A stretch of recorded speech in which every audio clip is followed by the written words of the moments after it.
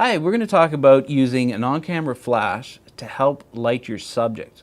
A lot of people just want to use available light, but that sometimes leaves you wanting more. Recently, I had only a couple of minutes to really photograph a group of people.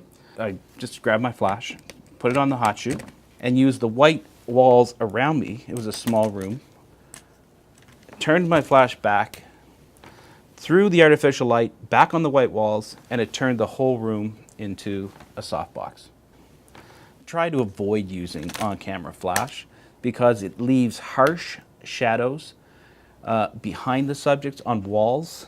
So we try to use different angles, bouncing it from different, you can do it this way as well, it can be directly behind you, but that will let the light lay differently on the subject.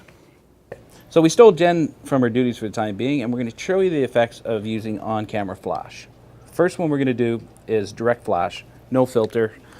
I'm using 60 to a second at 5.6, 400 ISO, and it's on ETTL. So here we go. Jen, you ready? Good. And what that leaves us with is unflattering shadow behind the ears. So we try to make it a little softer. This time we're going to try the straight up bounce with a little bit of card that Canon gives you here to kick back some light into the eye sockets. Hey Jen, ready?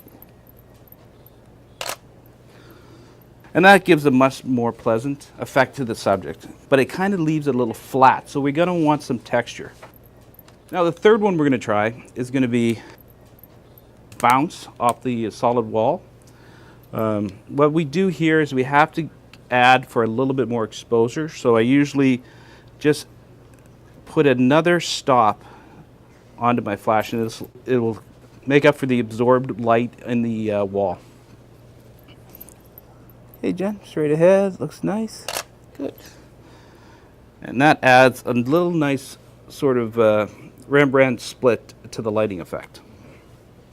So just remember, direct on-camera flash is going to give you a sort of a more stark look for subject matter. It'll leave some shadow in the background.